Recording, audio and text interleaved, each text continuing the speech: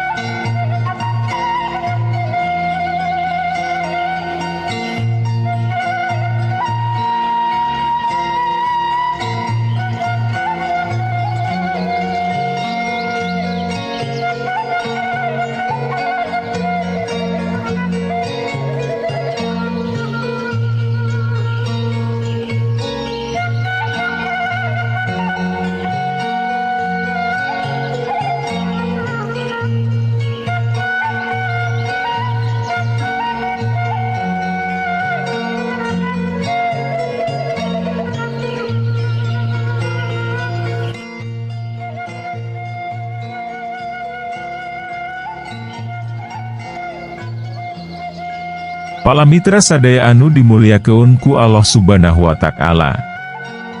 Ujug benten sareng ria. Terkadang ria mah tiasa dihindari, tapi ujub mah sering pisan timbul. Contoh, urang salat tahajud rencepan, teu aya nu terang sareng teu cacarita ka anu sanes, nu ngandung harepan henteu ria, ku henteu cacarita ka nu sanes berarti terhindar tina ria. Samata-mata urang ibadah teh karena Allah, sanes hoyong dipuji kunu sanes alhamdulillah. Tapi ulah ngerasa puas heula, sabab syaiton terus usaha ngagalincir keun manusa. Teu karaos dina hate noroweco, kusabab timbul rasa bangga ka diri sorangan. Alhamdulillah geuning, urang mah bisa hudang tiap peuting tara katinggaleun salat tahajud, sementara anu sanes mah pulees.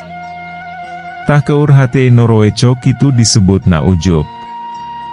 Sanaos berhasil henteu ria, tapi teu berhasil tina ujub. Ujub nyaeta perasaan bangga ka diri sorangan, ngarasa diri hebat, reueus ka diri, reueus ku kehebatan diri. Ujub teh penyakit hate anu pang teu katingali atanapi teu kaciri. Perasaan ujub bisa datang dina sagala bentuk. Jalmi nu rajin ibadah reueus ku ibadahna. Jalmi nu berilmu reueus ku elmuna. Jalmi nu geulis reueus ku kagelisana. Jalmi anu dermawan reueus ku berhana. Jalmi anu dawah reueus ku bisa dawahna, komo lamun geus sabiwir hiji, si anu mah resep ka adawahna.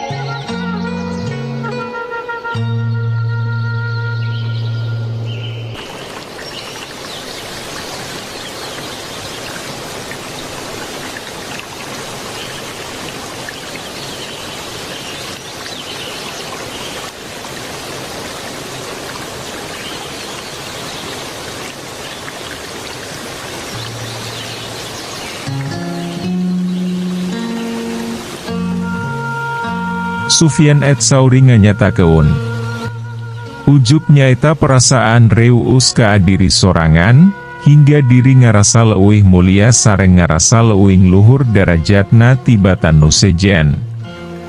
Padahal eta kaleuwihan teh karunia ti Allah. Kukituna sakuduna reueus kagum teh mung ka Allah, sanes ka diri. Kudu inget syaiton pasti menggiring manusia bangga reueus ka alam pikiran diri sorangan. Supaya amalan manusia teu meunang nilai ti Allah. Palamitra sadaya. Hapunten, Mang Agusti mah mung ngemutkeun, da ari terang mah tangtos sadaya oge terang, namung sok seueur hilapna, alum syaiton mah sohayang bae manusia ti juralit ka ajalan manehna teh. Mudah-mudahan orang sadaya tiasa janten jalmi anu ahli syukur, getol bersyukur tina nikmat karunia anu dipasihan ku Allah subhanahu wa ta'ala. Henteu uria komo ujub mah. Amin ya Allah ya Rabbal Alamin. Hapunten palamitra kanggo nyumangetkeun sim kuring, Mang Augustin ngadongeng teh, nuhun keun di subscribe, di like sareng di share.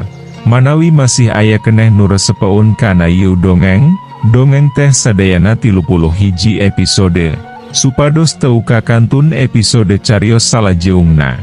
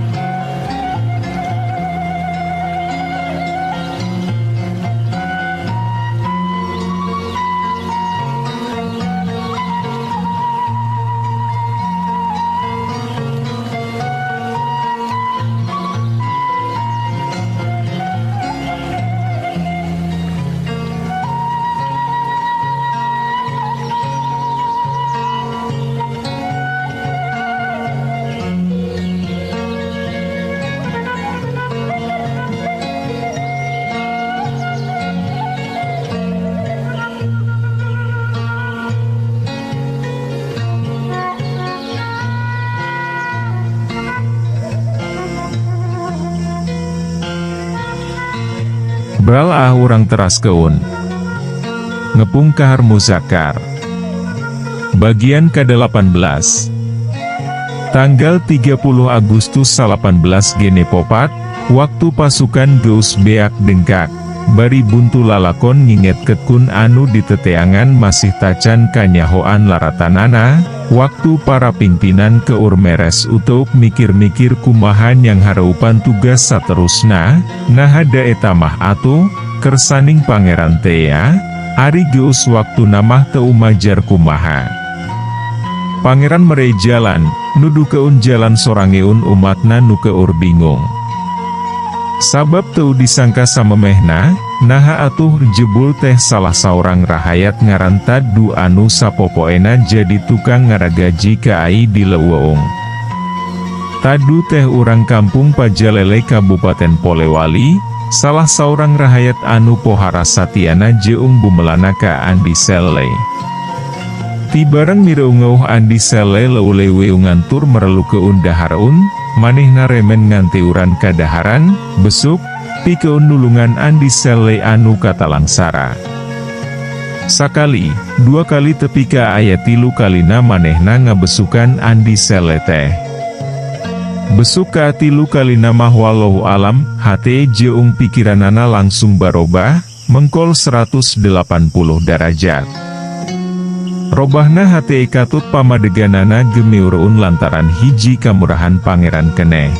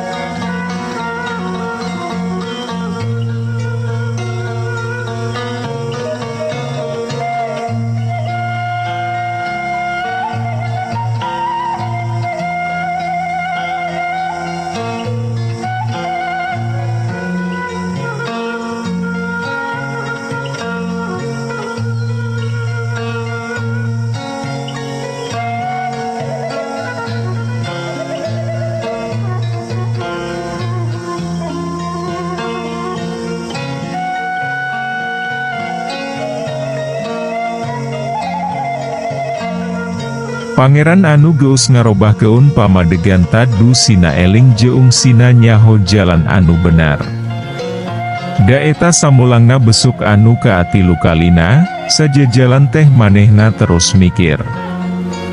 Sarta sanggeus sagala pasoalanana dibeweung diutah keun, tungtungna tadu nyieun hiji kaputusan, moal rek ngabesuk Dewi Andi Sele sarta manehna niat bebeja ka tentara pikeun nuduh keun panyumputan Sele. Tadu yakin, yen Andi Sele aya di pihak anu salah sarta Siliwangi aya di pihak anu benar.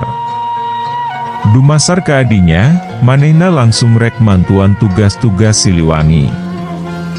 Manehna janji, engke samulangna ka lembur rek langsung bebeja ka Siliwangi, sanggup nuduh keun tempat nyumputna Andi Seleti. Tadu babalik pikir. Pesuruh, peleton lulumpatan mapayan imah anu dicicingan, sarta ngabejaan para danru, sangkan ayuna keneh kumpul. Danru kumpul, cenah. Kuring gerewas, ngan geus tek weh pasti ieu teh rek bagerak Dewi. Sanggeus para danru meunang pituduh, sakabeh pasukan Geku dan Ton dikumpul keun. Briefing waluratur singkat pisan anu hasilna teu wudu pikabungahaun. Sarerea ngumpul, ngariung, aya oge anu bari nagok, saregep ngadengekekun wejangan dan Ton anu geus ngajega diriungku anak buahna. Dan Ton generuskeun katerangan ti dan Ki. Barudak, cikeneh bapa disaur dan Ki, cenah. Kuring tungkul, panon meletet kana tungtung sapatuna. Red Dewi kana sapatuna sorangan, kuat keneh meuruun dipake bagerak sakali Dewi mah.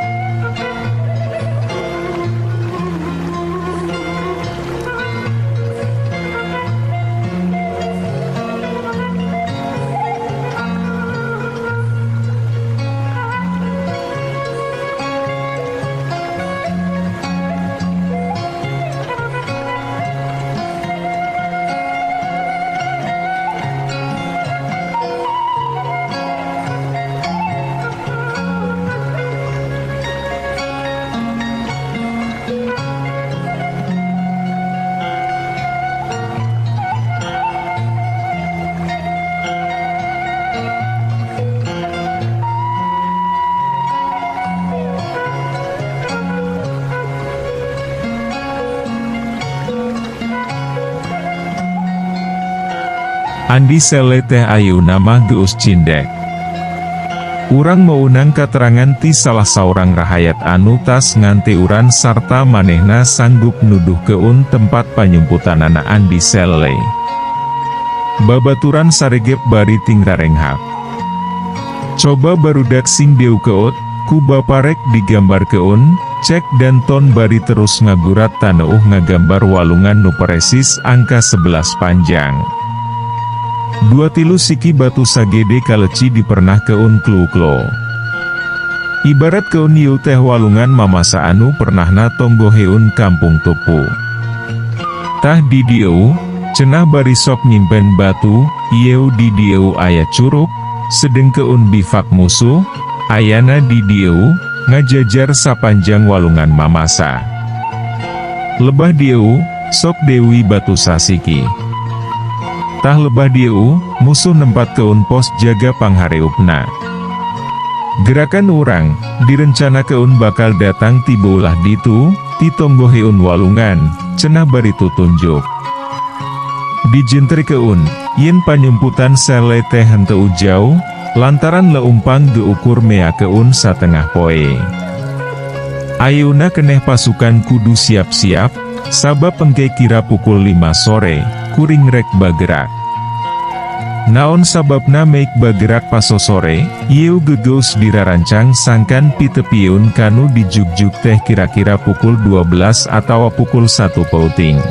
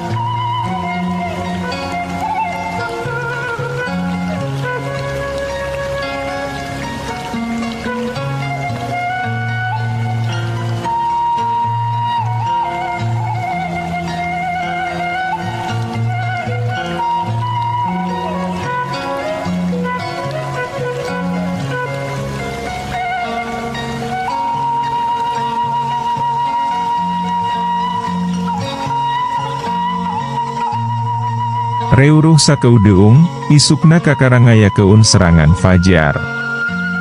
Arita du, dina gerakan ieu, bakal jadi tuduh jalan. Bapa percaya, sabab tadi hareu peun dan ki, taduani diteuk-teuk beu heung lamun seuk ngalejo keun. Ngadenge kitu, hate teh reuas. Enya meureun. Tah di dieu ieu adilna pangeran teh, cek hate. Pasukan keur lieur neneangan, bet aya beja pika bunga haun pisan.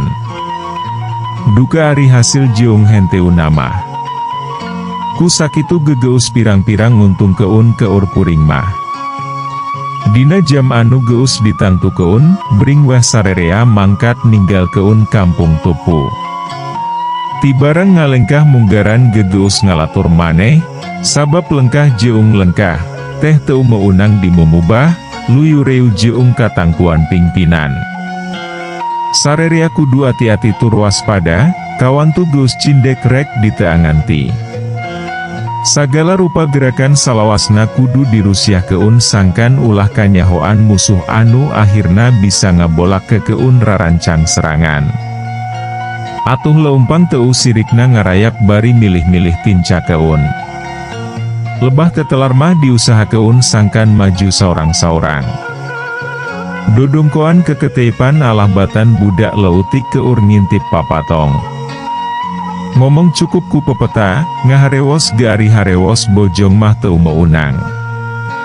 Atuh jadi remen pepeta, kawas nu pego. Dehem, batuk jeung bersin gewayahna kudu ditahan-tahan ulah tepi ka kaluar sora.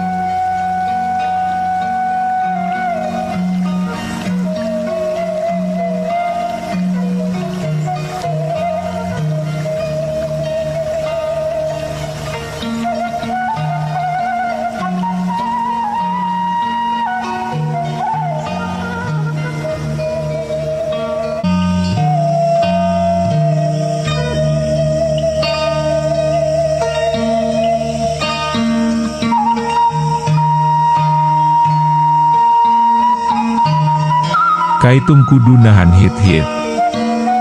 Aduh tobat komo jiga kieu, tereh keek. Awak asa bongkok, cangkeng panas balas dodongkoan. Basa ngaliu ka tukang kaciri leungun Kopral Hamid gugupai. Kuring ngarti, maksud nama sangkan anu dihareup kudu ngadagoan anu di tukang. Sarerea nyerumput, nyarelap dina jero rungkun. Maju Dewi jiga tadi. Kaleng, pangpung, runtah atawa danggaunan anu sirikna bakal disadalamun seuk ditincak mah punten wi teu kenging didampal. San. Muka tutup perples geulah tepi ka adi-adu. Nginumna tong jiga ku Daniel nyerot cai walungan. Wah, ripuh, weh. Geus raup-raupan, sakeudung Dewi mata poe nyiruruk ka beulah kulon. Tepi ka poek napisan. Tapi pasukan masih keneh maju, dacek tadu gecenah geus deu keut. Leumpang teh bener-bener ngarayap lah batan anu tunanetran neneangan tinca keun. Tepi ka pukul 8 pauting, kuring sabatur-batur masih keneh terus maju. Puk lantaran ku kakayun jeung eueuh cahaya mata poe, mana sina di kota, aya listrik. Babaturan nenu leumpang hareu peun geus teu katenjo bujur-bujurna acan, geus puguh tinca keun mah. Salah-salah bisa tigorobas atawa najong batu. Saha anu nyaho tigebrus ka jurang anu gurawes. Lamun seukrek ngarandek lantaran bingung ngalengkah, kuring mah sok nyodor keun leung-leun, jiga anu ngadiupaan hawa. Kapok, tadi katojos congo bedil babaturan nuti tukang. Malah kungsi tarang keuna kana bedil batur nu hareupeun. Remen, tabrakan. Nyamoal euro niu teh. Cenah aya nu ngaharewos. Nyao, tanya keun wika komandan. Tong ribut, cek sorati harap ngaheos. Cek hitungan mah asa geus liwat pukul 10 pauting. Tapi kuring masih keneh maju. Hadena kahibur lantaran rea supalumar. Babaturannya rokot, hek diselap keun dina rangsel, aya ogi anu diselap keun dina baret. Kode cenah, ngarah ulah karumpak atawa katubruk. Hih, supalumar, titatara jong mahanggerwi. Heu, waktosna seep. Caak hanca. Urang simpen di handeuleum si umparagi nyokot ninggal keun, enjing sampeur dewi, hapunten palamitra kanggo nyumangetken sim kuring. Mang Augustin ngadongeng teh, nuhun keun di subscribe, di like sareng di share. Manawi masih aya keneh nu resepeun, dongeng teh sadayana 31 episode. Supados teu kakantun carios salajeungna. Mangga permios.